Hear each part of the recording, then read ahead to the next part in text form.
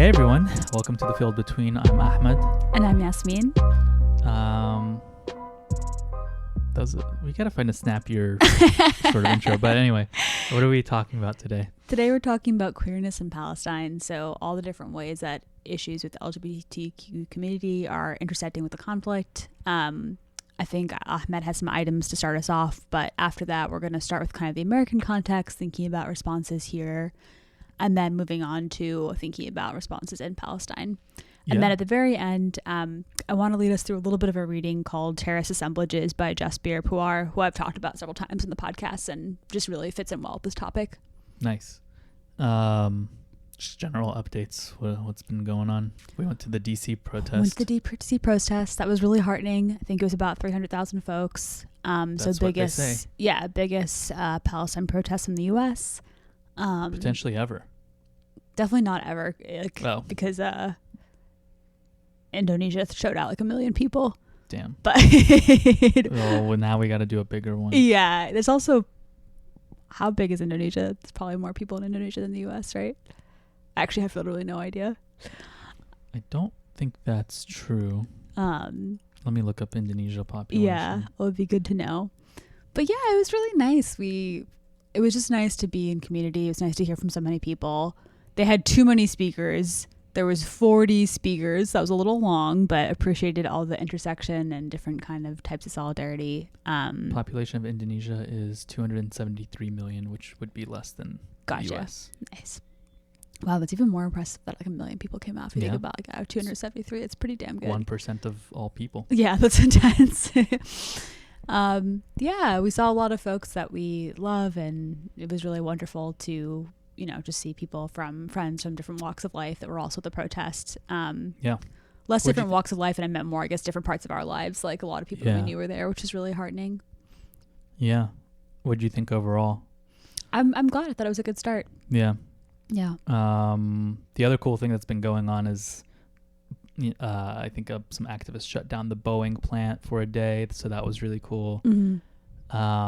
And people are kind of disrupting global logistical sort of supply chains and stuff like that, which is, I think, a great tactic. Absolutely. In North Carolina, some activists led by Jewish Voices for Peace chapter there shut down a highway, which I know got a lot of attention. Yeah. You gotta speak louder. Your kind of waves are looking a little okay. I'll increase the waves. Yeah. Yeah. The speakers, I mean, I mentioned this to everyone who we met up after the march with, but I gotta give a shout out to Macklemore. Maybe we'll play some Macklemore on at the end of this episode. It was or something, so random. They had 40 speakers who went up, and then there's like been this letter that was signed by artists for a ceasefire. Drake signed it, which was a big deal, and a bunch of musicians, artists, actors, etc. Macklemore signed it, and then they were like, okay, we have someone here who artist, big supporter. We're very lucky to have him. And I was like, yo, if they have Drake at you, that's nuts. Every brown boy would have lost his mind. All thousands of them. And it was Macklemore, and everyone was like, what the fuck? Yeah, everyone was just kind of like, it was a really cute, lighthearted moment, because everyone was like, okay, all right. I mean, that's nice. Like, just no one expected it. And honestly, he gave like a pretty sweet sort of talk about how this was something that he felt like, he'd been subject to a lot of the propaganda out there, felt kind of afraid to take sides, but then like his just like human instinct and intuition was just that this is wrong, and he kind of followed that into learning more. And I agree. I think it was a really relatable and lovely take, hopefully for a lot of people. Just that kind of like, the amount of people that are dying is wrong. The kind of ethnic cleansing is wrong. And he feels like he definitely knows enough to take a stand just on the basis of that alone, which I think is a really good way to frame it. Yeah, it was a good little talk. But now you have weird things like Omar Suleiman is like a really famous imam, and like in like the US, and you have Macklemore being like, follow Omar Suleiman to learn more. Just like a weird intersection of people that I wouldn't have like guessed. Yeah. Yeah. Oh yeah, there was also the moment there, like before the talks and everything started, there was supposed to be a group prayer. Mm-hmm. I don't know how many people were part of it, but it was huge. And it was supposed to be led by Omar Suleiman, but I guess they couldn't figure out the technology. Mm-hmm. And so people were just like started praying. And it was like very discordant for a second. And then everyone prayed like one rak'ah. And then in the middle of that, someone shouted, like, "Stand up, brothers! We're actually starting prayer now!" It was just like the discordance of the ummah. But then after that, so everyone got on the same page, and then everyone kind of became the imam because everyone was just like shouting and like leading. So beautiful. I was thinking to myself in the moment, I was like, okay, it got off to a rocky start, but very quickly the network, became stable. So something kind of sweet about that, I guess. Pretty good. There was no clear leader, but you all were praying together. Yeah. What else? You gave a really nice lecture on abortion. Thank you. That's so sweet to hear. I appreciate that. Yeah, it was like an interreligious perspective on abortion. So there was a Jewish scholar, a Buddhist scholar, and you. Yeah, exactly. So we're talking about Jewish, Buddhist, and Muslim perspectives on abortion. One of my colleagues does really interesting work with Jewish American activism. Kind of arguing on a court level now, which is really exciting, that abortion bans across the U.S. and the overturning of Roe v. Wade is preventing Jewish women from accessing their religious rights, or preventing anyone who's Jewish who wants to have an abortion from accessing their rights. So yeah, it was really cool to like research and learn more about. I didn't know, like, I wasn't deeply studied in the topic. But it fits in really well. Actually, I'm teaching an Islamic law class right now, and so this week we're talking about bioethics. So it was really helpful to be able to prep that out and like learn more. Yeah, I think it was a great lecture. Thank you. On all parts, but yeah, like especially yours. I feel like it was you may be a little bit biased, but I still super appreciate that. It's true. But yeah, it was a good conversation. It was also just really cool to see kind of the intersections, I think, especially with the Jewish kind of traditions and Muslim traditions. Yeah. And because so much of the kind of conversation in the U.S. about abortion and religion is like just exclusively monopolized by Christians and particularly Catholics, even though I want to like add that, of course, there's a ton of diversity within Christian perspectives. It's not one Christian perspective, but still, so rarely do you hear kind of the perspective of other groups that it's good to elevate those voices. The other thing that I learned there is it's kind of weird to be around college students now. Why? I don't know, because I'm just like, the age gap is just so large. Like I feel like I guess I'm that age now where they look at you as kind of, and I'm not saying an authority because I'm not an authority in their lives, but I'm like there as your absolutely husband, you know what I'm saying? And they also their minds blow that I like have a life outside of school. Probably it's just kind of it's something about it is a little weird. I think it's really cute though. They're like very like respectful and deferential, and they like kind of avert their gaze in a way that you're just like, oh, I guess they're uncomfortable. I'm like fully an adult in their eyes, you know? Yeah, it's so funny. I guess I'm just used to it because I interact with them all the time. I don't really think about it, but yeah, it's really, there's something like, I feel so lucky. I feel like it's so nice to be around so many people at a time of their lives that they're so open to like thinking through things. It's really a cool privilege to like watch them kind of think through things. Yeah. And a good reminder to try as much as possible to stay in that framework yourself. For sure. Okay. Let's see. Any other kind of general updates? I think that's it. Just really looking forward to having a chill weekend in Pittsburgh this weekend. Yeah.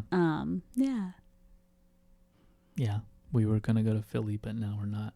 Yeah, we started our budget for the month and realized how much we spent in DC, and so yeah, that was the thing. They were talking about in the protest. They're like, we need to shut down these streets as much as possible because it's costing DC a lot of money. And I'm like, judging by how many times we went to that food hall, I feel like DC actually probably made a lot of money. I don't know if we economically impacted DC. But I thought more the idea was like the more media coverage you're likely to get, like to show how big it is and how much time it's taking up, and it was cool. I've actually never been that close to the White House during a protest. The only other large protest I've been to at the White House was the Women's March after Trump was elected, and it was so crowded I couldn't get close, and so it was really powerful and felt really lovely to like be that close while protesting.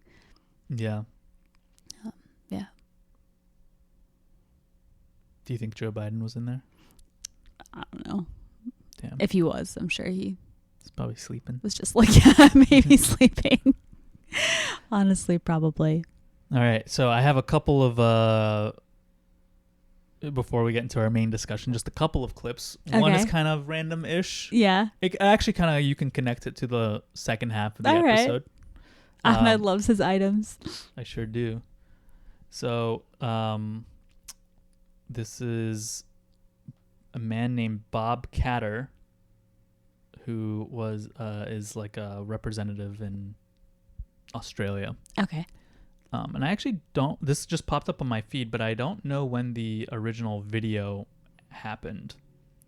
I want to say actually before we get to that, we just saw like a minute before recording this that a march for Israel is being planned for Tuesday in DC. And weird day. Yeah, kind of a weird day to have it. And the group that is planning it is actually offering college students. So they're paying college students $250 to attend the rally, which kind of tells you who you're up against, you know, in terms of like networks of fundraising. Yeah, for sure. yeah. I think that's why like this post is saying like we're expecting 1 million people. There's no way you're gonna get 1 million people on a Tuesday. Yeah. I was going to say, I feel like that's why also we've been thinking a lot about how aid can't get to Palestine at the moment, though I'm confident that aid that has been donated will hopefully go through as soon as that is possible, for like Palestine children's relief and things like that. Mm-hmm. But just kind of donating to people who are being helpful in a U.S. context, in the context that we're currently in, so Palestine Legal. Yeah, it's a big one. I'll put that in the show notes. But Palestine Legal, especially now, and I think we'll talk about it more, but you know, a lot of student groups are being kicked off campus in a way that like greatly infringes on like just First Amendment constitutional rights. Yeah, so, it feels very McCarthy-esque. Yeah, Brandeis is they've like eliminated their SJP, right?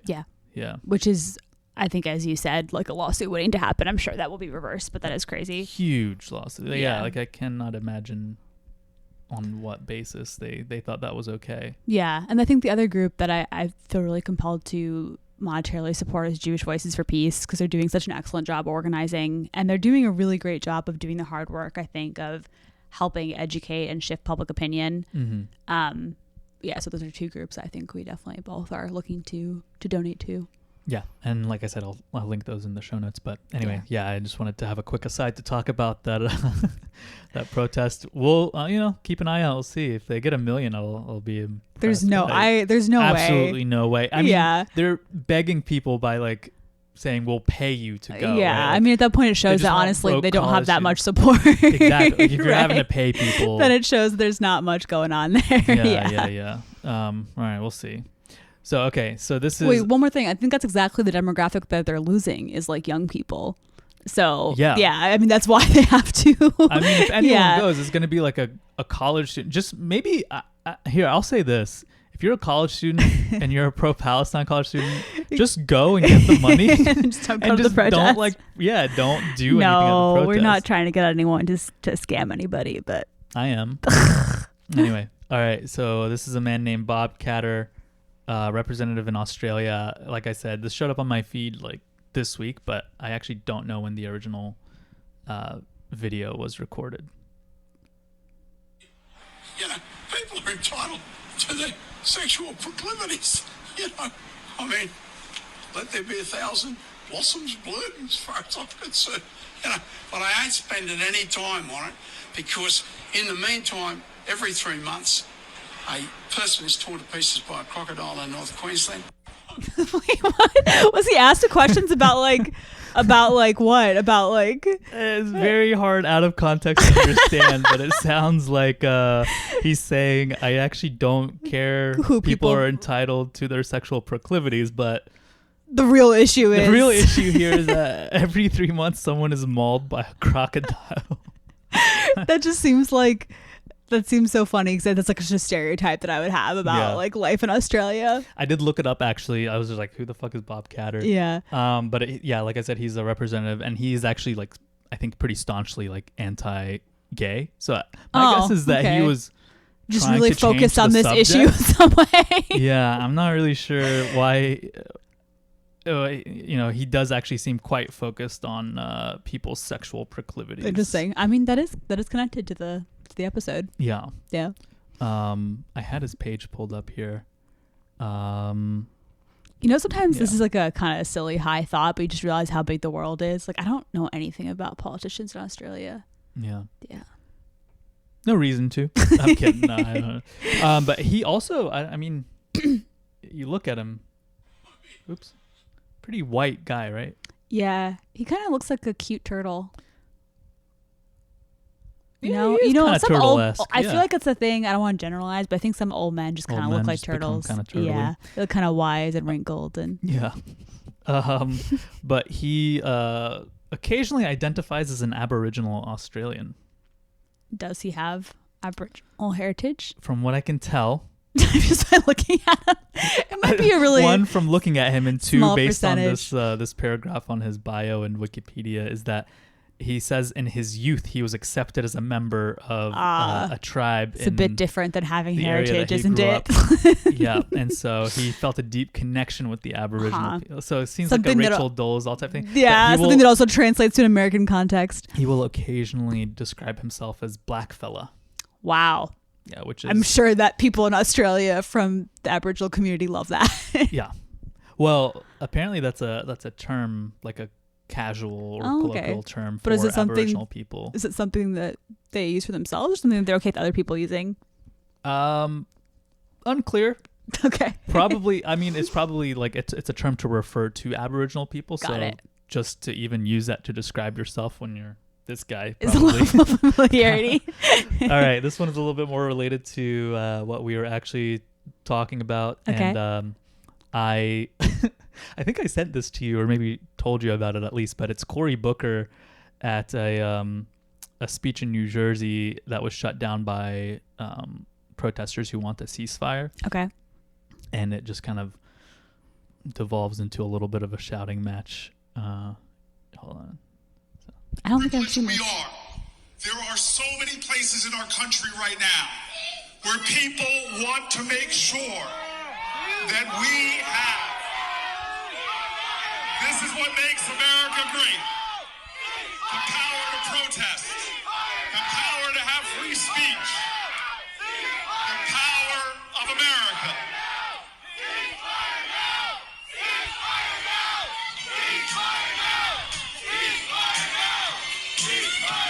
They try to play We Are Family over the protesters. The people in Cory Booker's team do? Yeah. That's so silly. What's he saying? So he's trying to shout over them saying column while they're playing We Are Family over the protesters. He's shouting column A all the way, which I'm guessing is he's telling people to just vote straight down Democrat on the ballots. Okay. Gotcha. Yeah. Bad look to shout over protesters with your own sort of rhyme. Slogan. Yeah. Just leave the stage. Yeah. Or Call for ceasefire. call for yeah. a fucking ceasefire, Yeah. you coward. That could be the other option. I think the only senator has been Dick Durbin, right? Right. Yeah. A couple of Congress people, but that's the only senator. Yeah. The other Congress people are too busy censoring their own. Right. Yeah. Did I have any? I think that was all the items. Did we talk about the censure? No, not yet. No, not yet. But that is. We can the mention other that because thing it's not really happened. related to the topic of the episode explicitly with queerness, but Rashida Tlaib, who is the only Palestinian congressperson at all, representative from Michigan, was publicly just basically shamed and embarrassed on the floor. I think she's going to be. It hasn't happened yet. Okay, yeah. So they 22 voted to Democrats. censure her. 22 Democrats signed on, Yeah. which is insane. So there was a censure resolution that was submitted by Marjorie Taylor Greene last week that they voted against because it was a little too vitriolic. And then there was a new one that And they were was like, but submitted. you know what? The idea is not a bad one. Yeah. They're like, well, let's see if we can shift a few words. But so that one passed with yeah, like you said, 20 or so Democrats who voted. And I think actually a few Republicans who abstained, not a lot, but maybe 3 or 4. Yeah. Interesting. Yeah, ridiculous. I mean, this is very quickly becoming a free speech issue. Even if you don't feel Absolutely. strongly about the conflict, I think it is really important to think about the implications for like Everyone. Yeah. I mean, and I like we said earlier, right? Like the Brandeis thing, it's everywhere. They are like trying to just censor people at all levels. Can you imagine also just like having family that is at risk, and just like whether they're in the West Bank or Gaza at this point because of censure from Israeli officials and like actual targeting in the West Bank too? Like, can you just imagine like having to deal with this bullshit? Like, it's just almost incomprehensible, like how callous it is. Yeah. It is. It's a huge attack, and I brought this up to you also. Like, the government is currently trying to indict a bunch of the Stop Cop City activists on RICO charges. So anyone who was involved with Stop Cop City, give a little context maybe for folks who aren't familiar. So in Georgia, in Atlanta, they're trying to use public funds to fund the police a lot more to build essentially like a city where it's just a cop training ground. And they're also, I think, getting rid of a bunch of like forested land to do that. That is like important for the ecosystem, important for park. So a lot of environmental activists, as well as like indigenous activists, as well as just people who are abolitionists, have gotten together and been trying to stop this. And there was a protester who was actually killed when there's been no repercussions for that yet, and probably won't be. Yeah. And the protests haven't only been in Georgia; they've been all over, right? Like They've all over the South. There have all over been the supportive East movements, especially in the South, but all over, yeah. And because of that, like they are trying to say that it's kind of like a conspiracy or whatever. Sort of like RICO is. I mean, I'm not a lawyer, so I don't know like too much, but it's a statute that lets prosecutors try a group of people on a bunch of charges like all at once, right? So if you're like involved in any case, and it was created to like more easily take down mafia. I was gonna say I learned about RICO from Sopranos. Yeah.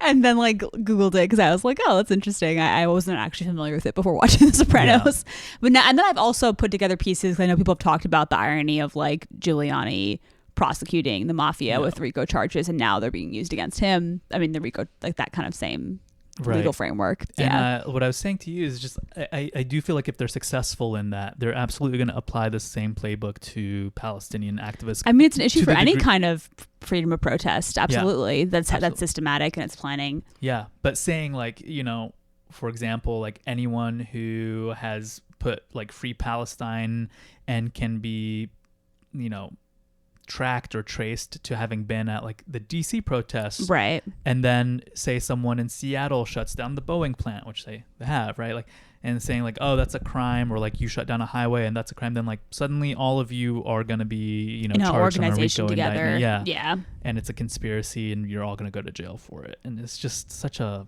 fucking dystopic, like, it's scary thing to think about.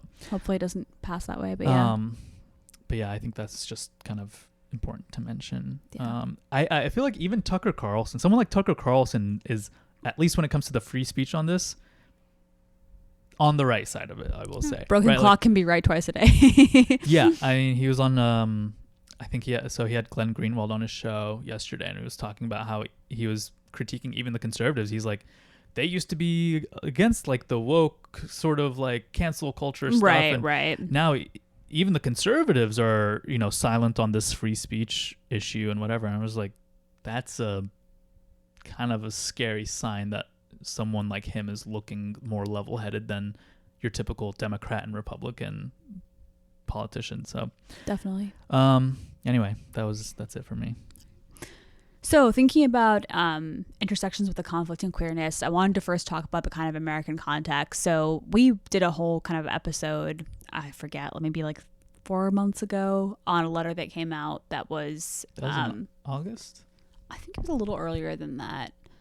But there was a letter that came out over the summer that was signed by a bunch of imams, and it was in May. Yeah, that sounds right. And it was basically saying that like you can't, that like Islam does not condone the LGBTQ lifestyle in action, that like you can't, basically kind of making the point that you can't be gay and Muslim. Mm-hmm.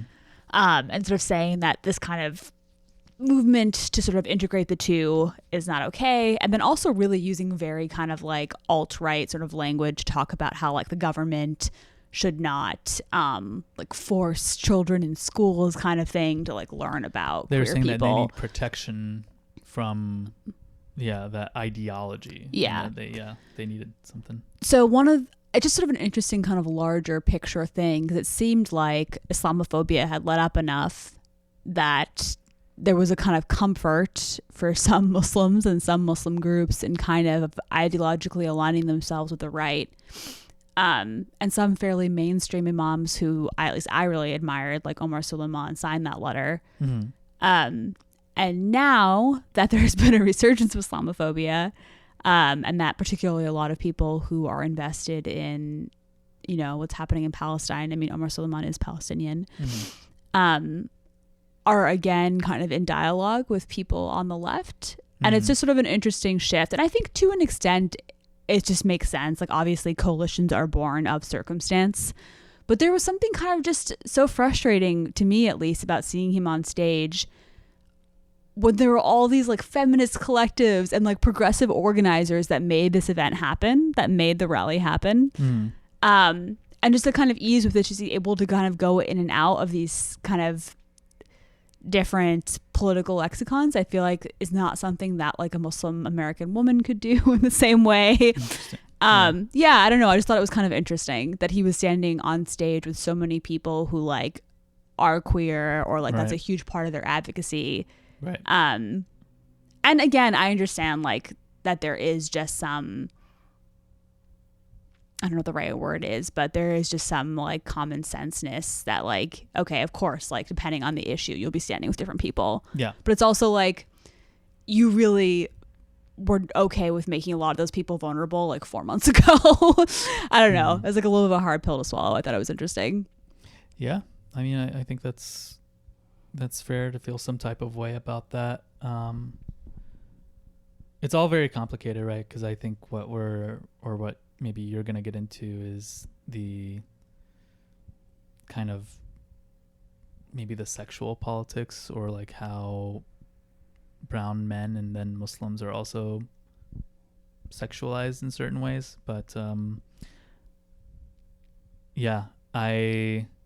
one hand, I'm just like, oh, this issue is definitely, I mean, it's not, as we say, right, it's not like a Muslim issue, right? Like there are absolutely Christian Palestinians there, you know,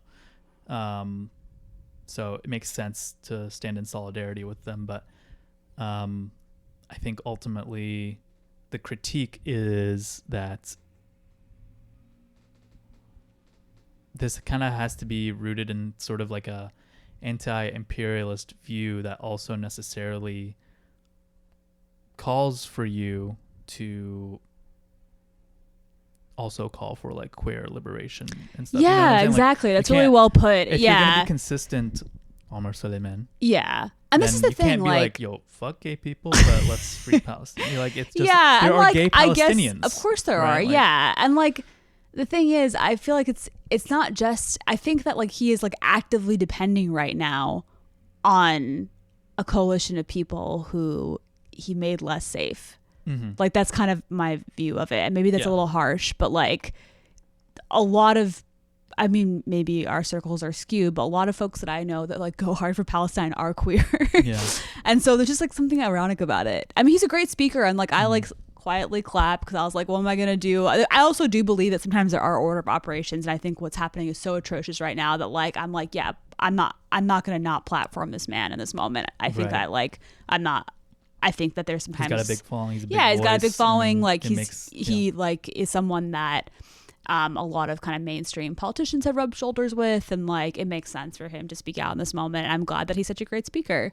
But after this, inshallah, when this is over and things are better, inshallah, I definitely, I'm not gonna like forget.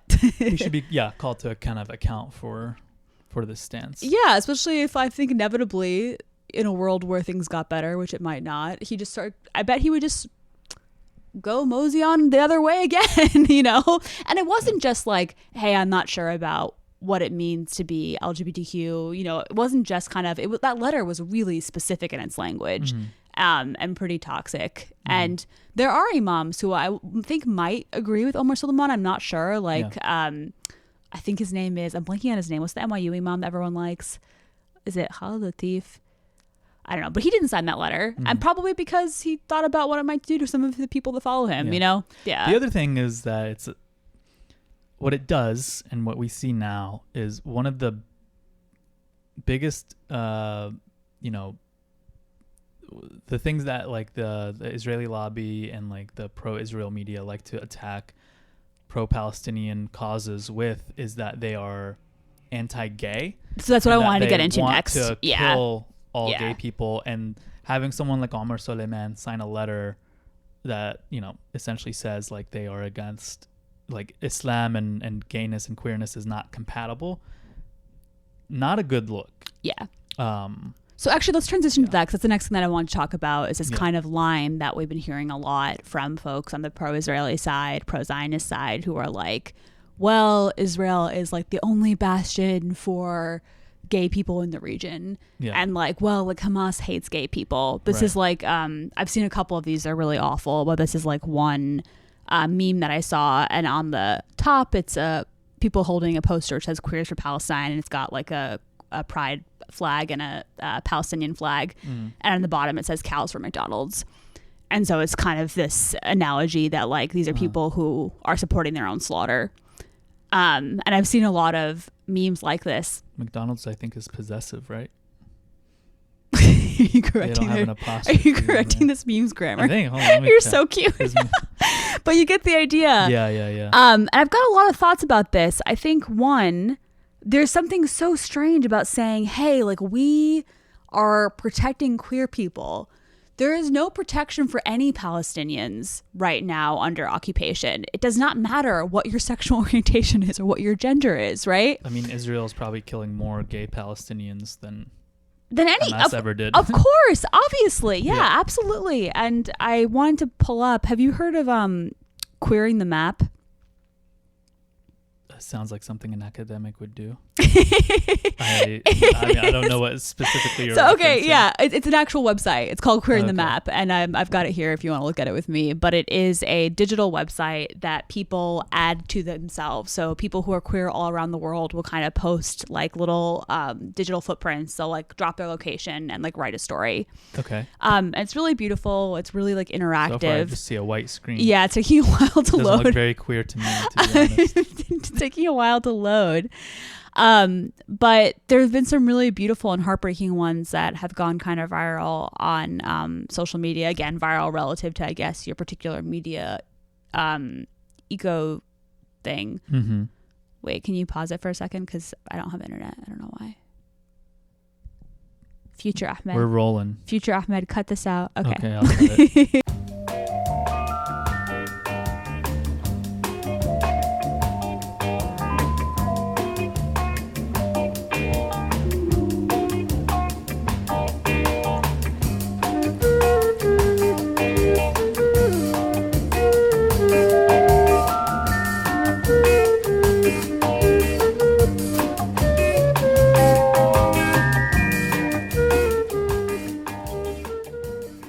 Okay.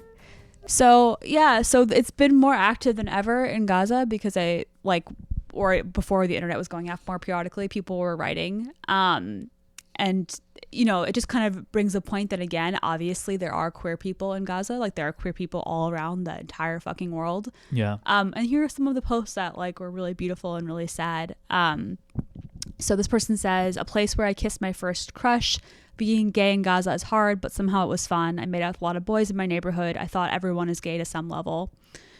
This one says, I've always imagined you and me sitting out in the sun, hand in hand, free at last. We spoke of all the places we would go if we could, yet you are gone now. If I had known that bombs raining down on us would take you from me, I would have gladly told the world how I adored you more than anything. I'm sorry I was a coward. This one's really simple, but for some reason it was something that like a lot of people really resonated with. We had told how much we like each other, and I was too shy to kiss last time. He died in the bombing. I think a big part of me died too, and soon I will be dead. To Eunice, I will kiss you in heaven. So, I mean, they're just like heartbreaking messages. But none of these people, obviously, are like, oh yay, these bombs are going to liberate us, right? There is no special amnesty for being queer and Palestinian. You are just Palestinian. And this idea that like that Israel is a bastion of support for queer people, I don't even think gay marriage is legal in Israel. Right, yeah. I mean, there is a pride parade in Tel Aviv, like congratulations. That doesn't justify the harm that you're doing to a lot of other human beings. Right. There's kind of this thing that people talk about with pinkwashing, where you kind of like pretend that it's like a feminist issue. And this feels very similar in that it's kind of like put a pride flag on it and say that it's okay. Like killing people is not something you can queer, right? That's not what we meant in academia when we're talking about queering as a subversive act. There's nothing subversive about bombs, about death, about dead children. It's a really strange branding technique. It goes hand in hand with the language about them being the only democracy, right? Like they're there to spread liberation, but that's not the and case, it's like right? if, like it's an apartheid state. Yeah, absolutely. If you're Arab, you're seen as like less than a second-class citizen. You're seen as an animal. They literally allow some of them to go to cross the border checks to work. They tag them. Did you see the ankle bracelets? Yeah, ankle bracelets, and people are just like, I think accurately noting that like the Holocaust tattoos just like got a technological upgrade. But there's nothing liberatory about them or like pro-queer, especially in this instance. Yeah, completely.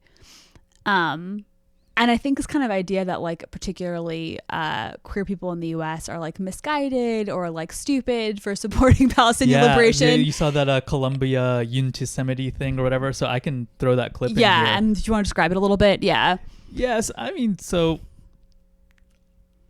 all the funny Jews are in New York is what everyone's been saying. Alhamdulillah, thank God for us that we get to benefit from. But so the longest running or whatever, the Israeli equivalent of SNL did a sketch essentially where the premise is these like young millennials are interviewing a Hamas soldier, and the soldier's like constantly just telling them, I'm gonna kill you, you gay people, and they're just like so gay and stupid that they're like, oh my God, wow, we love you, you're so cool. It's also really making fun of gay people in a weird way. Like they're speaking like a very stereotyped voice and like, So it's essentially saying that like if you were to interpret this sketch, right, the message is that if you're against genocide, you're gay.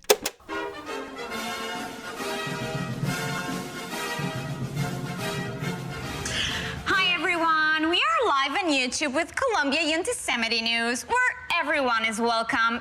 LGBTQH. H? Hamas. Yeah, I totally sim Hamas. Yeah. It's so trending right now.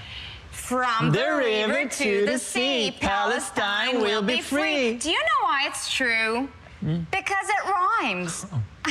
Just look at all this toxic Zionist propaganda. Kidnapped in Gaza. Does this look like Gaza to you? Yeah, but I have no idea what Gaza looks like. And they're smiling. Do hostages smile? Zionist liars. Totally sus. Do they think we're stupid? Stupid? I major in queer post-colonial astrology. Ew. Jews make the world dirty. Yeah. And no, I'm not anti-Semitic. I'm racist fluid. Exactly. And now for a little break from all this activism, we want to say hello to our BFF. Bestie freedom fighter. Abu Fatwa in Gaza. Salam alaikum. Alaikum as-salam, and inshallah, Allah will kill you all infidels. Thank you so much for joining us. Love the headpiece, the all oppression chic. Very drip. Mr. Fatwa, how are you? Are you safe? Oh yes, I'm safe. I'm in a tunnel under the Gaza hospital. Above me, I have Allah and 2 million civilians protecting me. Community is so important these days. Do you need like humanitarian aid, food, fuel, medicine? It's okay, I have everything. I'm only hungry for rockets. As long as it's organic. Yeah. I wish I just could be there with you. You can come to Gaza anytime and we will throw you from the roof, you homosexual dirt. Do you hear? Bro want to throw me a rooftop party. They are so welcoming and inclusive. So, shukran. Right. If you're against what the Israeli state is doing, then you're just like a gay cis. And also a little bit of implication that then there's something wrong with you being gay. Like not just that your politics absolutely. are bad, Like but that like yeah. it's like a weird double-edged sword. It's like you don't understand that you would be killed there, and also you're a little gross. Yeah. Like it's very strange. And it's Yeah. not the only one. I've seen like a couple of other sketches kind of along those lines. Yeah. Yeah. Also, the professor, I'll throw this clip in here too. The professor at Hunter College had Professor at Hunter College's MFA program. Yeah. So, Professor of Performance Art. Yeah, she's actually, she had like a little video that went viral for dressing up in a mask and kind of doing Like literally, it was a brown mask face. of like someone who looked Arab. Like, yeah, it was crazy. And it's just a weird performance, so I'll put it. But again, like the idea is that if you are someone who has a heart for Palestinians, then you are just, chronically gay. Yeah. And you're just like someone who is a snowflake and like is kind of referencing all these things. Dear Hamas, freedom fighters, hello. I'd like to start by acknowledging that I just had a cappuccino on the land of the Lenape people. And so we can begin. I'd like to utter support for your freedom fight. I will be waiting for you at the university campus when you invade and finally win your exhilarating battle of freedom. I'm still on the fence about the massacre of the babies. On the one hand, they were colonizing babies. They were Zionist babies. And on the other hand, can I say event? Is that an offensive word? After the next massacre, if you could please find it in your hearts to have a vegan meal. You are aware, I'm sure, of the slaughter of innocent animals. I'm sorry. Cows can feel. You're a freedom fighter. We are freedom fighters. I'm sure you'll support our LGBTQ library that we're building, the women's rights movement that is offering their full support to you, dear Hamas, warriors, freedom fighters, brave men who invaded a colony and massacred the innocent babies and raped the innocent women. Right. And again, as if and to she be has someone other who is videos. queer makes you like a snowflake. Like that makes no Yeah. sense. Like, Yeah. yeah. She has some other videos too from like the past where she's tried to do kind of like a Sacha Baron, like, or a Borat style character. Really? Like from years Did you ago. watch other ones? Yeah. I went I back. couldn't get they're past still that up on one. her YouTube. Yeah. So, I think her Instagram shut, but yeah. I wanted to pull up also, I was really excited to see that Jonathan Van Ness posted this. It Who's wasn't, so he's one of the Queer Eye guys. Okay. He does a lot of cool political commentary, sweet guy. My two favorite Queer Eyes are him and then Tan, whose, birth name is Tanvir, who's Pakistani British. But yeah, I was surprised. I wasn't surprised, but I was heartened because I wasn't sure if he was going to speak to this issue. I don't like look to him want to speak on issues, but I was happy that he Right. took a stance. He's been getting a ton of shit for it, but he kind of buried it. It was a little bit of a weird move, but I guess people still noticed it in like a bunch of selfies on a carousel. But he reposted this thing that he didn't write, but he reposted it, and he said, or it says, this is on Instagram, at least 25 trans people have been murdered in the United States this year. Over 500 anti-LGBTQ bills have been introduced since January. Transgender Floridians are creating GoFundMe campaigns so that they can flee their home state. One of the two major U.S. political parties has made, quote, queer people are inherently pedophiles, quote, one of its main party platforms, the 2024 election. And I've seen shockingly few straight Americans talk about any of this. So why does everyone suddenly want to remind me that Gaza is not a safe place to be queer? Is that I have genuine concern for the well-being of queer people, or is it wielding of homophobia as a tool to justify the mass slaughter of Palestinians? Yeah. So, That's very again, well kind said. of making the point that like, and this has like serious echoes, and again, serious 9/11 flashbacks. Like before the war in Iraq and Afghanistan, particularly with the context in Afghanistan, there was so much of a focus on like the woman of Afghanistan, right? And the fact that they had to be supported, and the fact that they needed to be educated, and the fact that like life would not be better there without U.S. imperialism. Obviously, very different context, because like the Taliban is fucking awful and is, you know, I think that terrorist is like a meaningless word at this point, but like it just terrible human beings, terrible for women's rights. But it was this kind of imperialist charge, cloaked in colonialism, and it was like, how does bombing or like drone attacks make women safer? You know what I mean? Like it doesn't directly compute, and it didn't. Unfortunately, we were there for years, and it didn't make anyone safer. You know, and at the same time, I mean, that was an administration, the Bush administration, that, you know, was anti-abortion, that was like, you know, not particularly pro-gay. Like, so the kind of irony of talking about freedom abroad but then like suppressing certain things at home is like a really strong one. There's also really serious colonial overtones to that. So like a lot of colonialism was justified in the name of thinking about women's rights, in the name of thinking about, and again, these things are not mutually exclusive. It's not to say that there weren't times where like, yeah, people needed better rights, but the kind of interventionism that it was done under didn't make sense. So a really famous example that Layla Ahmed, who is a professor at Harvard, has written about, she kind of focuses on the hijab and focuses a lot on Egypt in her work. And she talks about this guy named Lord Cromer, who was a British official, who argued that Egypt needed more British kind of influence and like more of a British military presence because women's rights were so like backward in the country. And at the same time, he opposed women's suffrage. So he opposed women's right to vote in England, like literally at the same time. And I feel like this sort of echoes throughout history of like expansionism done in the name of rights, but not actually like, caring about like the people that it's supposedly going to serve. Yeah. I mean, that's like a playbook as old as time, right? Like, I think, like you said, right, like we did the same thing in Iraq, and like every country that we went into, we were just like, look at these backward, savage people, and we just kind of do the same thing. You know what kind of reminds me of too, or what comes to mind is, I think it was around the same time as like they were trying to get the Muslim ban going, but the Pulse nightclub shooting with Omar Mateen. That was so complicated. Yeah.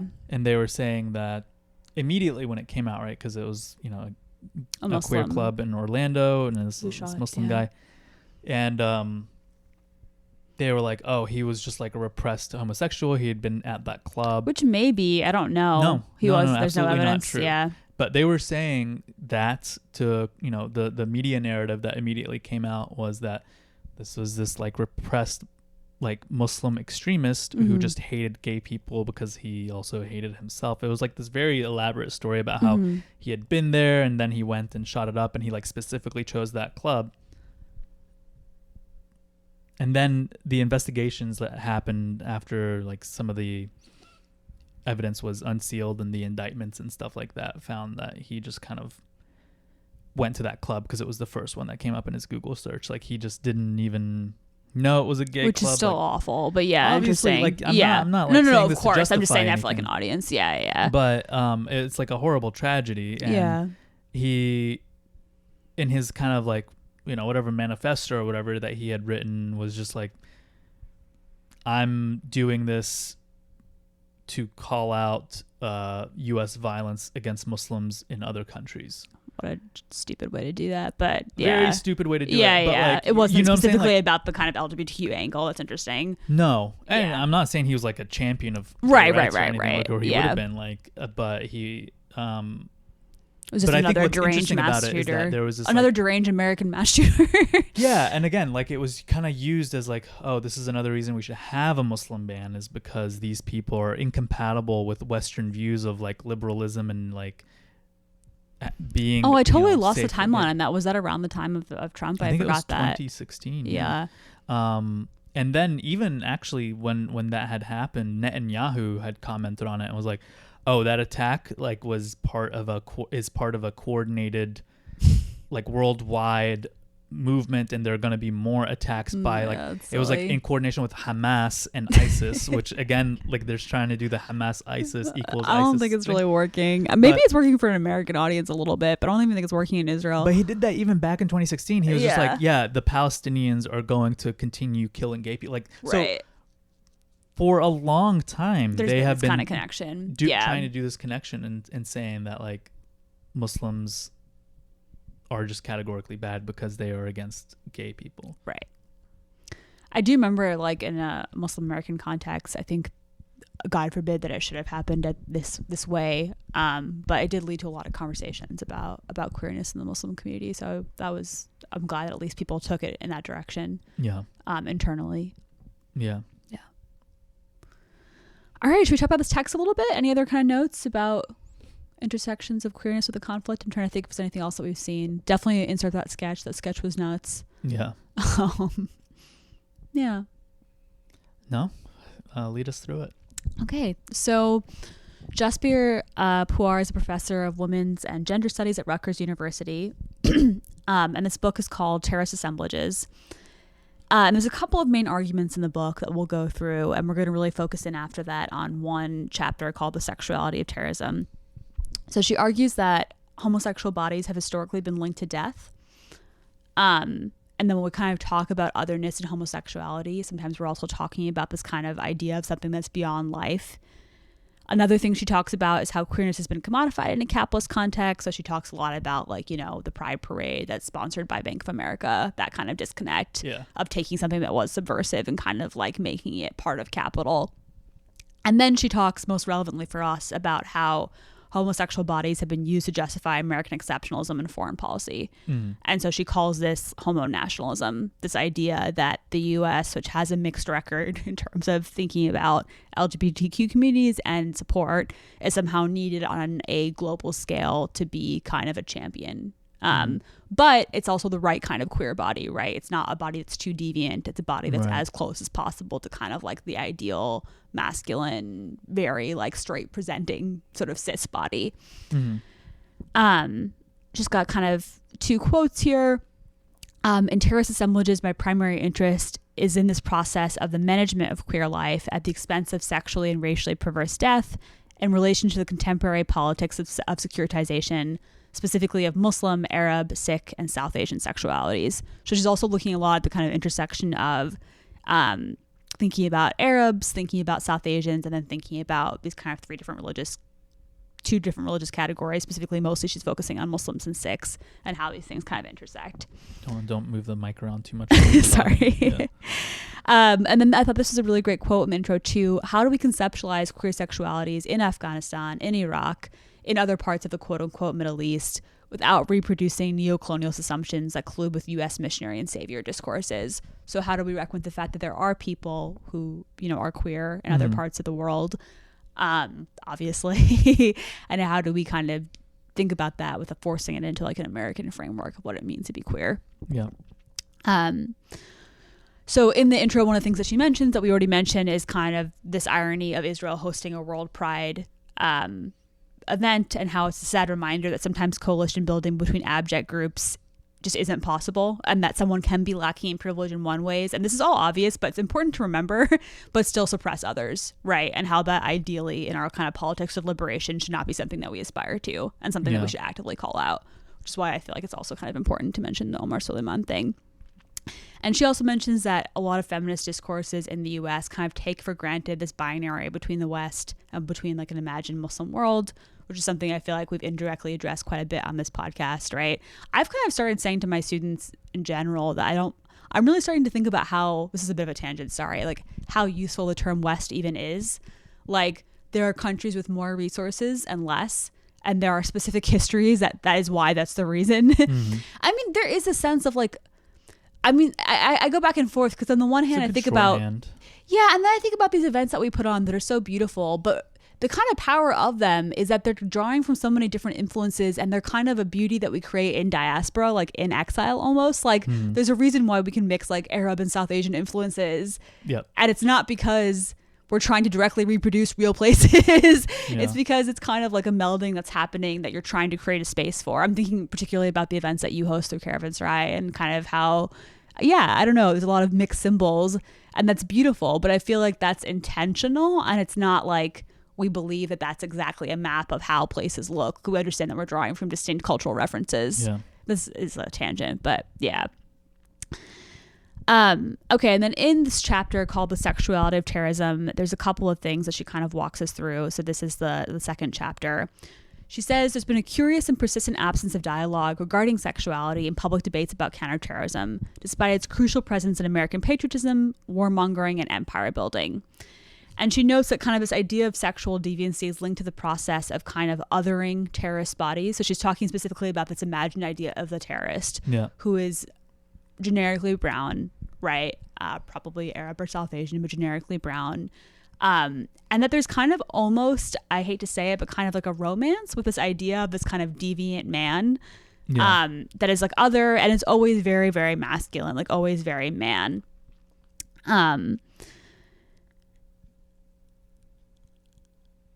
And so we kind of touched on this, but she notes that the United States was kind of portrayed as feminist in relation to the Taliban's treatment of Afghan women. But that was a concern that had been of previously like literally no interest to U.S. foreign policy. And that it was only when we were trying to kind of like get the money for war that was like something that was really pushed into the public kind of eye and the public perception.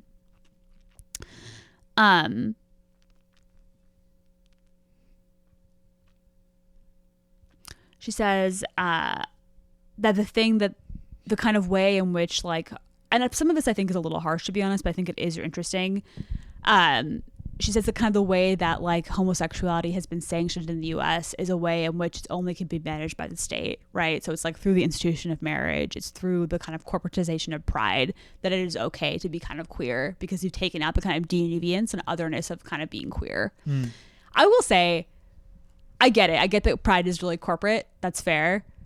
It's not like just queer people are like commodifying things. And I think there's a desire to like feel a sense of like safety and like community, and we live in a capitalist society and we're somewhat limited. Does that mean we have to have a Bank of America float? Probably not. But also like, does it mean that people are going to buy cute rainbow things? Probably. Yeah. And even the marriage thing, I just feel like I'm married. Like everyone has a right to be married. Like I understand that it is a state sanctioning, but nevertheless, I think her point kind of stands that it's only kind of the things that the state can manage that we kind of allow to kind of be tied to like acceptable forms of like being queer or being gay.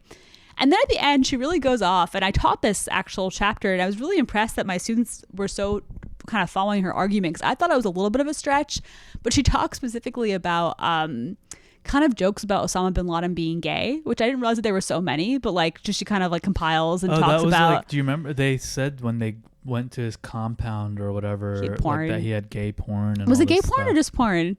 I heard gay porn, but I couldn't Interesting. be wrong on that. Yeah, so she kind of talks about that and this kind of idea again of like, oh, we're trying to save people, and then she also goes on a serious tangent about this character in South Park that I could not follow well enough to replicate.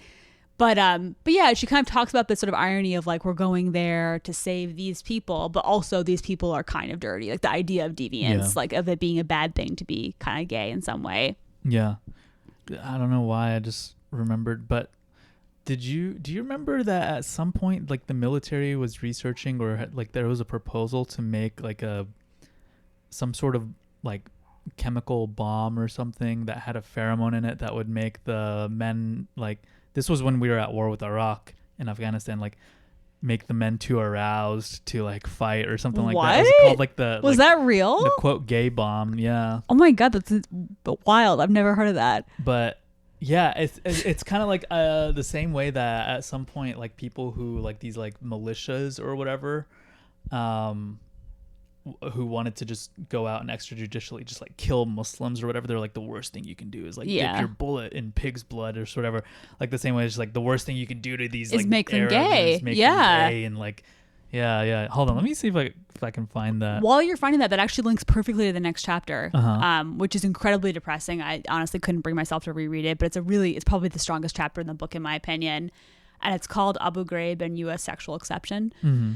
And so she talks about the kind of sexual torture that happened at Abu Ghraib in Iraq, and how torture is always an accomplice of the civilizing mission, and specifically how torture was kind of supposed to mark the Muslim terrorist as sexually conservative as well as queer and animalistic. So this is kind of like just awful irony of like, well, the worst thing we could do to these people is to do things that are sexually deviant that are against their religion. Mm-hmm. Meanwhile, obviously stripping someone and forcibly like sodomizing them is fucking like is awful, like to anyone. Like forget about your religious background. I mean, it's just terrible. But then there's also this kind of like weird, I mean, some of the torturers were women, which he talks about also, this kind of idea that like only men torture, but that really like and that women are kind of theorized as the bearers of nationality and tradition, but that the pleasure and power derived from torturing isn't specific to men. In this case, there was one woman in particular who oversaw a lot of the torture and like called for it. And that, again, there's kind of this awful pleasure that seems to have been derived from rendering these subjects not straight, from like forcing them. And again, the kind of implication there is that any kind of queerness is also wrong, like that is objectively dirty and bad, when really obviously the thing that's wrong is that you are